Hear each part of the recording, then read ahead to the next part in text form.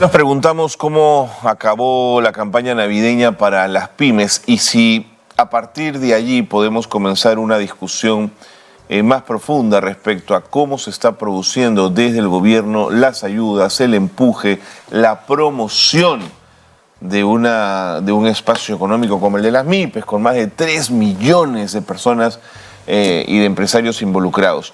Nos acompaña para esta conversación Susana Saldaña, presidente de la Asociación de Empresarios de Gamarra. Susana, ¿cómo te va? Bienvenida. ¿Cómo estás, Carlos? Siempre Buenos días. Gracias por estar con nosotros. Gracias por invitarme. Y Daniel Hermosa, presidente de la Asociación MIPYMES Unidas del Perú. Ambos han estado en el programa, Daniel también, por supuesto, y es un férreo defensor de la MIPYME. Daniel, ¿cómo te va? Carlos, ¿cómo estás? Buenos días. Gracias Susana, por estar con buenos días. nosotros. No, gracias a ustedes por la invitación. Bueno, ¿cómo cerraron el 2024? El 2023, perdón. ¿Cómo fue la campaña? Para nosotros las cifras han sido muy cercanas al de 2022, no hay crecimiento y es obvio el impacto, ¿no?, que está generando la recesión económica. En lo textil entonces nos mantenemos igual que el 2022. Igual 22, pero hay algo importante. Esas cifras significan que seguimos al 50% de los niveles de recuperación prepandemia. No nos hemos recuperado, no hemos avanzado en el índice de crecimiento y eso es lo preocupante para nosotros. Daniel. Promedio nacional es muy parecido. La zona sur es impactada por el ingreso de contrabando de ropa usada de Bolivia y eso ha traído como consecuencia que inclusive los comerciantes que compran en Gamarra y han llevado para vender no han podido colocar sus productos. Entonces el efecto ha sido muy pernicioso, sobre todo en la zona sur. En la zona norte, bueno, todavía se están recuperando del Yaku. Tampoco han tenido ventas, que les permita capitalizar y iniciar un 2024 de manera pues entusiasta, ¿no? Tenemos stock aguantado en almacenes, que es lo que justamente comenta Susana, que se tiene que rematar para poder recuperar el capital, ¿no? Y muchas veces, lamentablemente, a pérdida. Y eso trae otros efectos, con lo cual es no contratación de personal. Y yo creo que ahí tenemos una deuda con los jóvenes que salen todos los años de los institutos superiores, de los colegios, a buscar empleo y no lo consiguen. Y no lo van a encontrar. Porque no hay una reactivación que nos haga que las MIPYMES podamos invertir y podamos sobre todo contratar personal. De la reactivación que habla Daniel, estamos hablando de una lentitud propia de un país que sale de una pandemia hace 2 años, de una inflación creciente, de la situación internacional, o estamos hablando de mala gestión gubernamental, Susana? Yo creo que podríamos determinar que tanto el gobierno, la política económica de este país, liderada por el ministro Contreras, ha fracasado totalmente en su plan de reactivación de las MIPYMES. No ha existido plan, o sea, más allá de anuncios y el problema de que no hayamos tenido efecto en los niveles de recuperación es que todos los anuncios jamás se trasladaron a ejecuciones, nunca se ejecutó nada. Ese es el problema. Pero los planes son muy bonitos, acuérdate, el gobierno en abril, cuando niega las salvaguardias, con un informe muy cuestionado por nosotros que se dio en el gobierno de Castillo para negar las salvaguardias a las MIPYMES, el gobierno dijo, por ejemplo, para el sector textil confecciones no es necesario las salvaguardias, este es nuestro plan. Pero jamás ejecutaron nada, ofrecieron un montón de cosas, pero nunca aplicaron nada, entonces no hay respuesta, no hay ningún impacto. Salió el punche productivo, en mayo presentaron su punche textil y luego entre punche y punche se desinfló el tema. Ahora estamos en el Plan Unidos, que presentó en noviembre, que es lo último, el 10 de noviembre, entre las 25 medidas para sacar al país de la recesión. Entonces el país en lo económico ha ido de tumbo en tumbo y no ha tenido ningún éxito en absolutamente nada. Y eso no es porque yo lo diga o porque lo diga Daniel, no es porque lo digan las MIPYMES, es porque eso, la realidad nos está enrostrando en la cara la situación. La demanda ha disminuido, por ende la producción ha disminuido, la inflación ha subido, la gente que menos tiene es la que más impacto tiene en este tema de la recesión. Y al nivel de crecimiento o decrecimiento que tiene el país, nos vamos a tardar entre 30 o 40 años, mira Carlos, en recuperar las cifras de pobreza e informalidad que teníamos antes de la pandemia. Si eso no le preocupa al Ejecutivo y no le preocupa a quienes lideran la política económica del país, estamos graves. Daniel, ¿cuál de los planes que ha planteado el gobierno en los últimos 2 o 3 años, incluido el gobierno del presidente Castillo, no se han cumplido? ¿Dónde ha estado el embudo? Bueno, a ver, hay que ver primero la visión que ha tenido el gobierno. El gobierno ha tenido una visión de que las MIPES todos somos iguales. ¿Ya? Confeccionistas, lo cual evidentemente no es cierto. Lo mezclan con bodegueros, con panaderos, o sea, somos lo mismo. Y no es así. Es no ver la realidad, ¿no? No ven la realidad. Entonces, tenemos sectores, cada uno que ha sufrido de manera distinta la pandemia y también, obviamente, la inflación. Por ejemplo, las bodegas han perdido el 25% de su capacidad de reposición de stocks debido a la inflación. Si bien es cierto, ha habido una bajada, pero no se ha recuperado el capital perdido y no ha habido tampoco una atención en créditos para este sector, ¿cierto? Ahora dice el ministro que lo va a hacer, ojalá que sí, ¿no? Por otro lado, hemos visto que no ha habido ninguna otra política de promoción a estos sectores. Los panaderos, por ejemplo, ninguna, bodegueros, ninguna, ¿no? No sé, los centros de belleza, tantos sectores, ferreterías. Tú no escuchas hablar de eso, no escuchas hablar de políticas aplicadas a estos sectores que se han visto impactados. Entonces, obviamente, si ellos creen que con créditos se va a solucionar el problema, pues probablemente sí, pero lo que van a hacer con los créditos es más bien postergar la defunción de miles de empresas, porque claro, te dan liquidez, pero no es ingreso. Simplemente es una manera de darte un poquito de oxígeno para morir un poquito más allá. Daniel, ¿a qué aspirarían las pymes en términos de promoción que no tenga que ver con crédito? ¿Qué más se podría hacer por ellas? Mira, por ejemplo, una de las cosas que nosotros hemos venido peleando desde mayo del año pasado, le hemos enviado oficio a la PCM, al Ministerio de Economía, a la presidenta Boluarte, que no sea el Estado responsable del rompimiento de la cadena de pago. Hemos visto en diciembre, ¿no? Empresas en las puertas de las instituciones públicas reclamando su pago. Lo escuchaba también a César Candela, a salir a defender a los empresarios que habían terminado las obras en la Autoridad de Reconstrucción con Cambios y que no les pagaban, ¿no? Ahora, ese es un efecto, claro, son las grandotas, sí, pues son las grandotas, pero ellos contratan mediar, de acuerdo, el efecto dominó es tarde. Entonces el Estado no puede contribuir al rompimiento de la cadena de pago.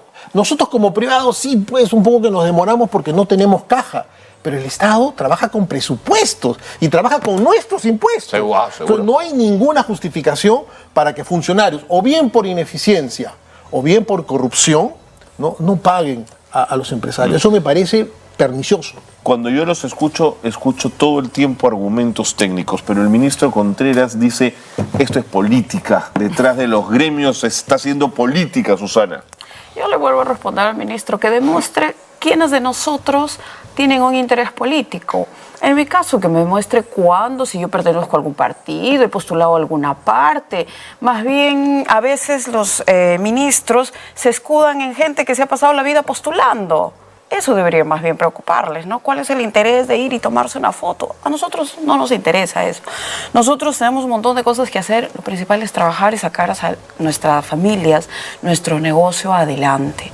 Sobre lo que decías, ¿qué debería hacer el Estado? ¿Cuál es el papel? O sea, más allá de créditos. Los créditos sí podrían servir, como dice Daniel, pero al menos sí llegan.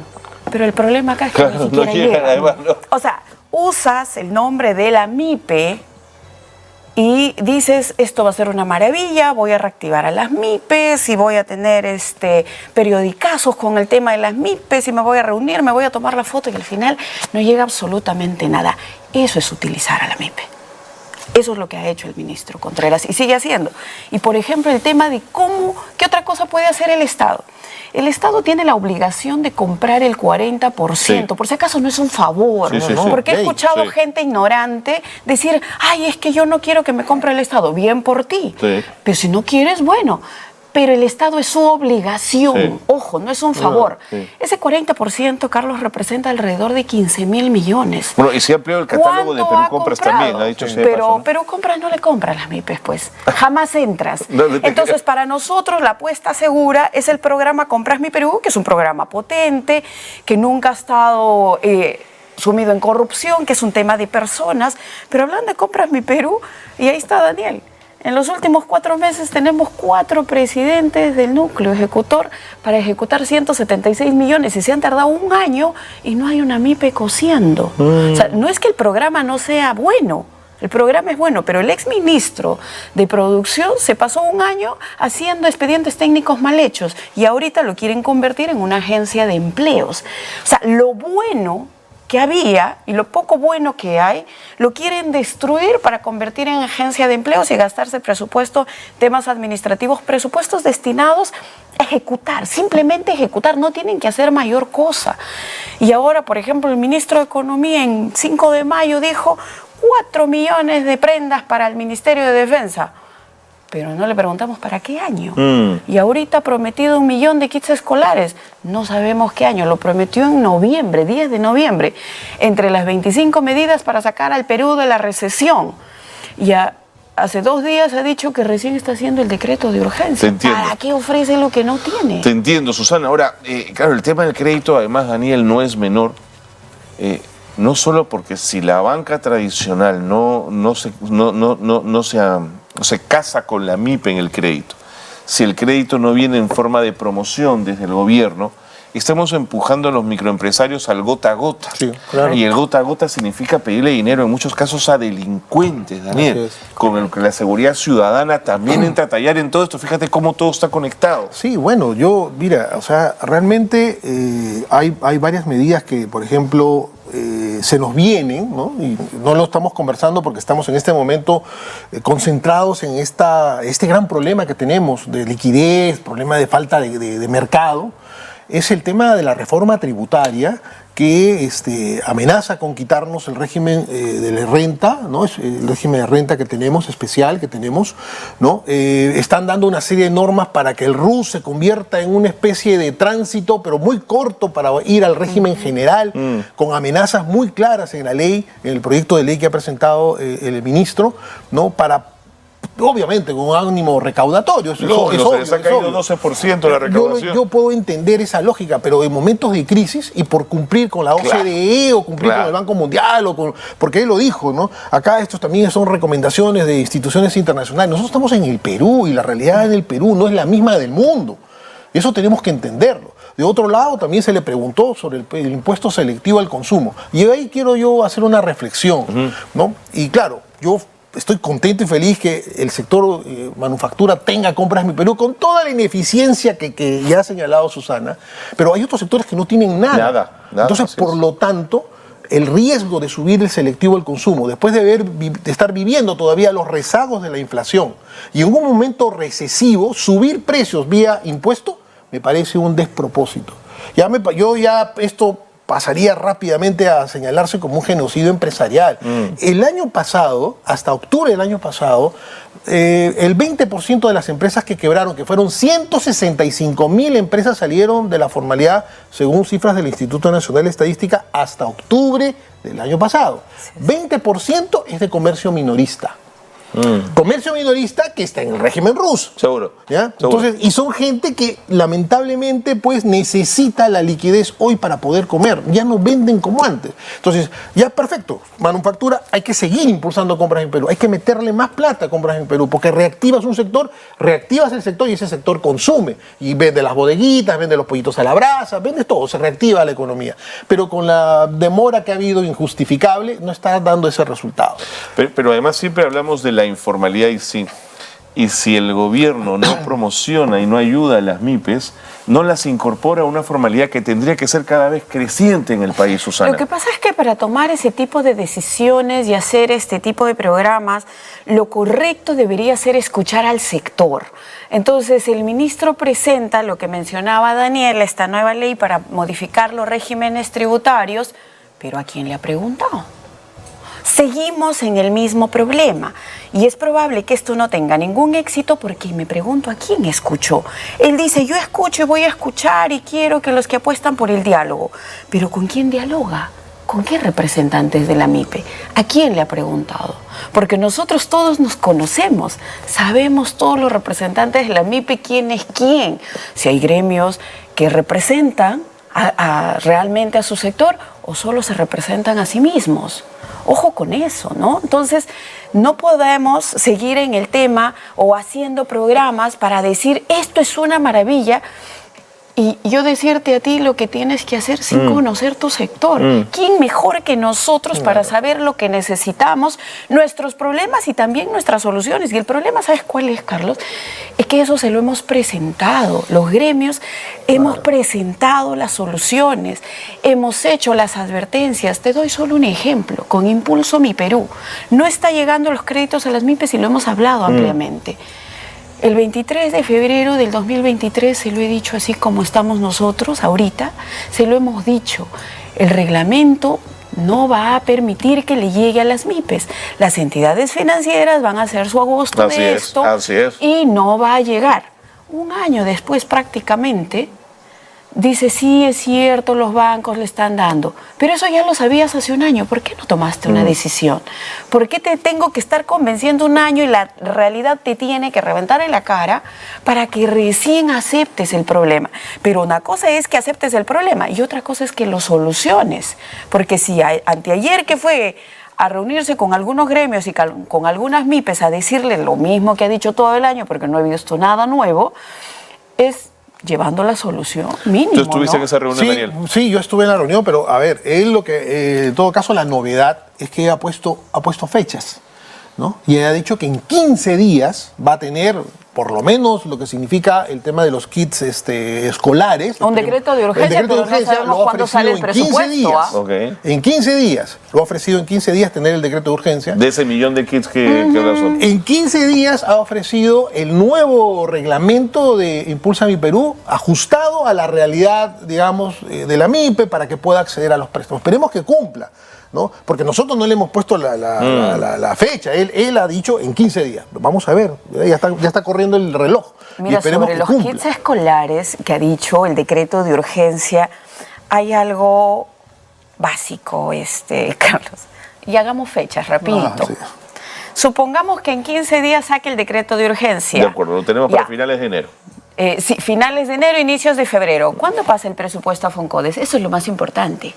Mientras no pase el presupuesto, esté la plata en la cuenta de Foncodes, no echas a correr absolutamente nada. Tiene que llegar a Foncodes. Foncodes armar el núcleo, ¿cierto, Daniel? Armamos el núcleo. ¿Nos tardaremos un mes? Más o menos. Volando nos tardamos un mes. Hay que sacar la Hay cuenta que hacer corriente, expediente técnico, olvídate. nombrar presidentes, nombrar el directorio. Expediente técnico, supongamos que volamos un mes más, 2 meses. Ya estamos marzo, ¿no? Fines de marzo. Y de ahí hay que contratar proveedores de telas, de insumos. Claro, no las telas se demoran en fabricar. Ya, ¿un mes más? No más. Un mes más, no, la convocatoria de proveedores y MIPES, 3 meses. La fabricación de la tela demora entre 45 a 60 días. Menos de eso es imposible porque hay que fabricar las telas, hay que teñirlas, tienen sus temperaturas, si es calzado, hay que hacer 45 a 60 días, ya estamos en mayo, junio, aprox, ¿no? Y de ahí las MIPES tienen que empezar a fabricar. Las MIPES yo creo que corriendo se demoran 30 días. Significa que los uniformes escolares, si volamos, lo tendríamos, suponiendo en el mejor de los casos, que en 15 días o en 10 días que él ha prometido, transfiere el presupuesto. Si en 10 días él transfiere el presupuesto, que lo puede hacer ahorita, tendríamos en agosto, septiembre, los uniformes escolares.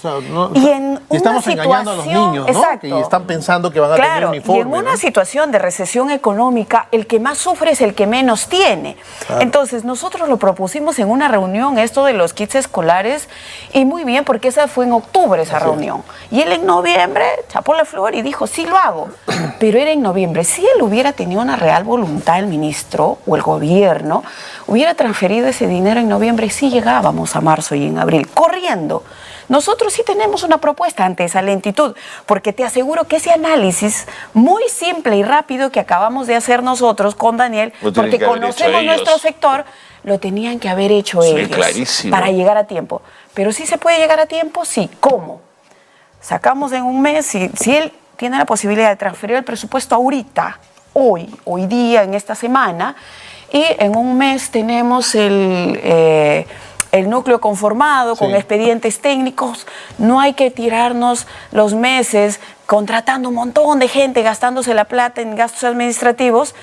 hay expedientes anteriores de uniformes escolares que han funcionado muy bien, podríamos jalar esos mismos expedientes técnicos, núcleos Fichas ejecutores, hay fichas técnicas de expedientes técnicos que ya se han hecho porque ya se han fabricado uniformes escolares antes.